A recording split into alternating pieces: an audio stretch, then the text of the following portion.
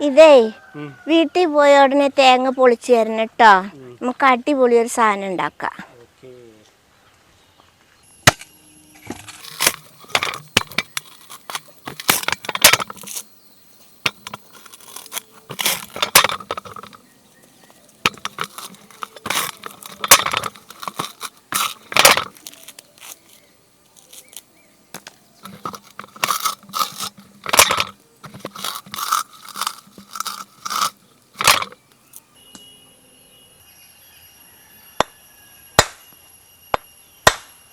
ഓ, കൈ വേനിക്കുന്നു.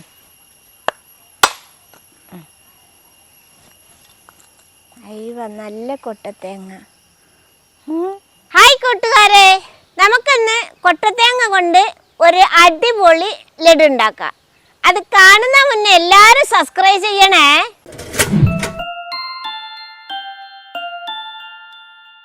ഞാനിവിടെ എടുത്തിട്ടുള്ളത് 2 കൊട്ടത്തേങ്ങയാണ്.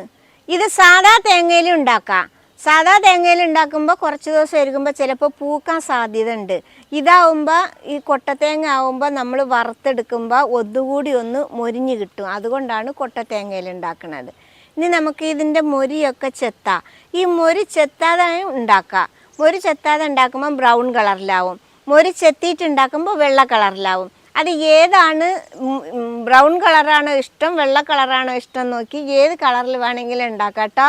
നമുക്കിനി ഇതിൻ്റെ തോലങ്ങ് ചെത്തിയെടുക്കാം. ഇതിപ്പോൾ ചെത്തി കഴിയാനായിട്ടാ, ഇനി ഇച്ചിരി കൂടിയേ ഉള്ളു.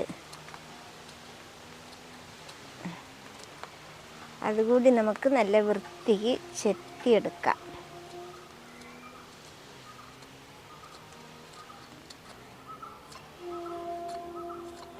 ഇനി ഇങ്ങനെ വെച്ച് ചെത്താൻ ബുദ്ധിമുട്ടാണെങ്കിൽ കഷ്ണാക്കിയിട്ട്, ചെറിയ കഷ്ണാക്കിയിട്ട് ചെത്തിയെടുത്താലും മതി കേട്ടോ. അങ്ങനെയും ചെത്താൻ പറ്റും.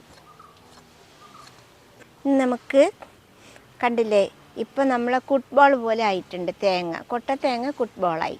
നമുക്കിനി ഇതിലരിഞ്ഞിടാൻ ചെറുതായിട്ട്. കൈ ശ്രദ്ധിക്കണം കേട്ടോ, അരിയുമ്പോഴും മുറിക്കുമ്പോഴൊക്കെ. കൊട്ടത്തേങ്ങ ആയ കാരണം കയ്യിൽ കത്തി കൊള്ളാൻ സാധ്യത ഉണ്ട്. ഇങ്ങനെ നമുക്ക് കുറച്ച് ചെറുതായിട്ട് ഇതിലരിഞ്ഞിങ്ങനെ ഇടാം.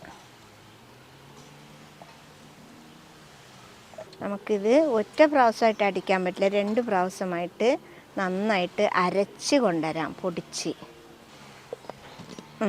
ഇത് തേങ്ങ അടിച്ചു കൊണ്ടുവന്ന് ഇത് കണ്ടില്ലേ, ഇതേപോലെ അരയണം കേട്ടോ. ഇതിനി വറുക്കുമ്പോൾ നമ്മൾ അരിമാവ് പോലെ ഉണ്ടാവും, പൊടിയായിട്ട് ഇങ്ങനെ അരച്ചെടുക്കുക. കണ്ടില്ലേ മക്കളെ? ഇനി ഇത് നമുക്ക് ചീനിച്ചട്ടിയിലിട്ട് ഒന്ന് വറുക്കാം. നമുക്കിനി ചട്ടി അടുപ്പത്ത് വെച്ചൊന്ന് കത്തിക്കാം. ചട്ടി ചൂടായിട്ടുണ്ട്. ഇതിലേക്ക് കൊട്ടി കൊടുക്കാം.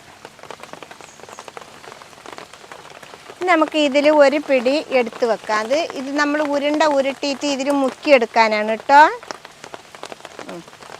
ഇത് ഇവിടെ ഇരുന്നോട്ടെ.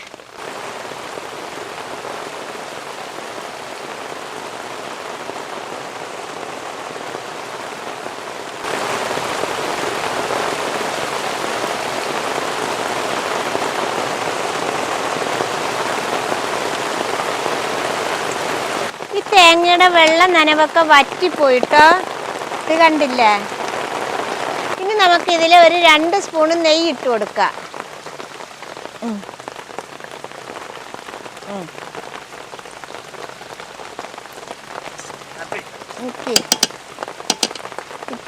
രണ്ട് സ്പൂൺ നെയ്യ് ഇട്ട് കൊടുത്താൽ ഇനി നമുക്ക് നന്നായിട്ട് ഇളക്കാം.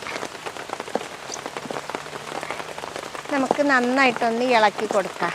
ഈ തേങ്ങയുടെ എല്ലായിടത്തും നെയ്യ് പടിട്ട്. നെയ്യ് ഇടുന്നത് എന്തിനാന്ന് പറഞ്ഞാൽ ഒരു മണം കിട്ടാനാണ് കേട്ടോ. നെയ്യുടെ ഒരു മണം കിട്ടാൻ.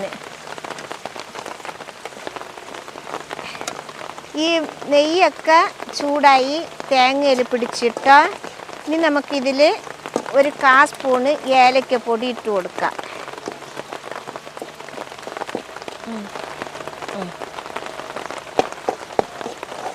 വിടാതെ ഇളക്കണം കേട്ടോ, അല്ലെങ്കിൽ അടി പിടിച്ച് ഒരു ചുവപ്പ് കളറായി വരും.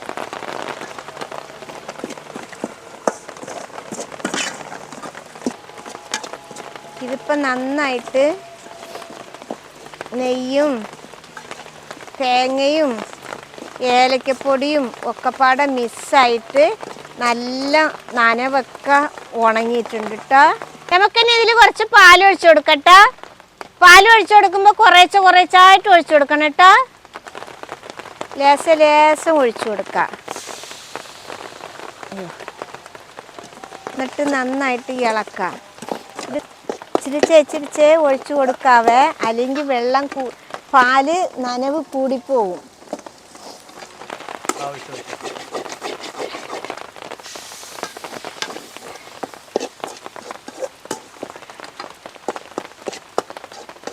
ആദ്യം കുറച്ച് പാൽ ഒഴിച്ചു കൊടുക്കുക. അതെന്നിട്ട് ഇളക്കി അത് വറ്റിയപ്പോൾ പിന്നെ കുറച്ചുകൂടി ഒഴിച്ചു കൊടുക്കുക. പിന്നെ അത് വറ്റിയപ്പോൾ പിന്നെയും കുറച്ച് ഒഴിച്ചു കൊടുക്കുക. അങ്ങനെ ഒഴിച്ചു കൊടുത്ത് ഒക്കെ വറ്റിച്ചെടുക്കുക. ഞാൻ ഇതിട്ട് 3/4 കപ്പ് പാലാണ് ഇതിൽ ഒഴിച്ചിട്ടുള്ളത് കേട്ടോ.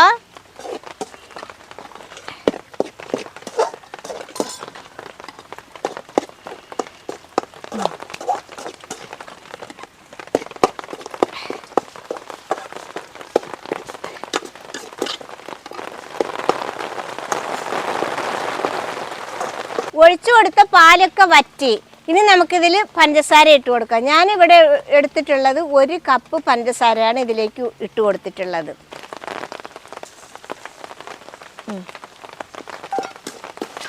ഇനി നന്നായിട്ടൊന്ന് ഇളക്കിയിട്ട് പഞ്ചസാരയൊക്കെ ഒന്ന് അലിഞ്ഞ് വരട്ടെ.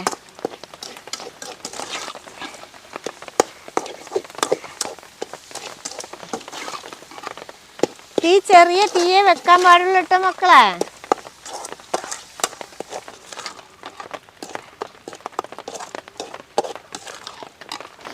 പഞ്ചസാര ഇട്ടപ്പോൾ കണ്ടില്ലേ, തേങ്ങ കുടിച്ച് വെച്ചിരുന്ന പാല് മൊത്തം പുറത്ത് ചാടി. ആ പഞ്ചസാര ഇനി വലിച്ചെടുത്തിട്ടോ. ഇപ്പം നല്ല ലൂസായി. ഇത് ഇനി നമുക്ക് നന്നായിട്ട് വറ്റിച്ചെടുക്കാം.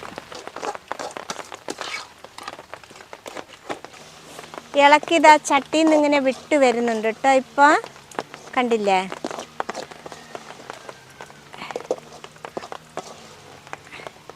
കോക്കനട്ട് ലഡു. ഇതിപ്പോൾ ചട്ടിയിൽ നിന്ന് നല്ല വിട്ട് വന്നിട്ടുണ്ട് കേട്ടോ. നമുക്കിതിൻ്റെ ഇറക്കാം. മതി. ഇത് ലേശം ചൂടാറി കട്ടയായി വരുന്നുണ്ട്. ഇനി നമുക്കിത് ലഡു പോലെ ഉരുട്ടിഞ്ഞെടുക്കാം.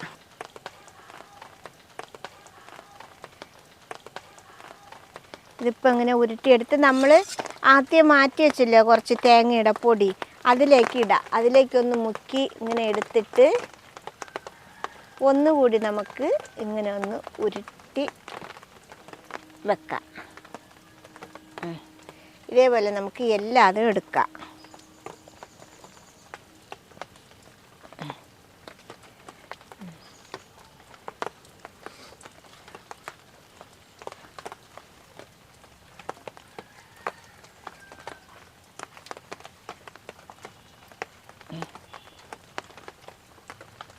വലിപ്പമൊക്കെ വേണ്ടേ? ലഡു ഉരുട്ടി കഴിഞ്ഞ് ഇനി ഇതൊരു 4-5 മണിക്കൂർ അവിടെ ഇരുന്നോട്ടെ. എന്നിട്ട് നല്ല കട്ടിയായി വരട്ടെ കേട്ടോ. അങ്ങനെ നമ്മുടെ കൊട്ടത്തേങ്ങയുടെ ലഡു റെഡി ആയിട്ടുണ്ട്. ഇത് സിമ്പിളായിട്ട് ഉണ്ടാക്കാൻ പറ്റുന്നതാണ്. കുറച്ച് ടൈം മതി. ഇത് എല്ലാവരും ഉണ്ടാക്കി നോക്കണം. കുട്ടികൾക്ക് കൊടുക്കുക. കട്ടൻ ചായയുടെ കൂടെ കുടിക്കാനൊക്കെ ഉഷാറാണ്.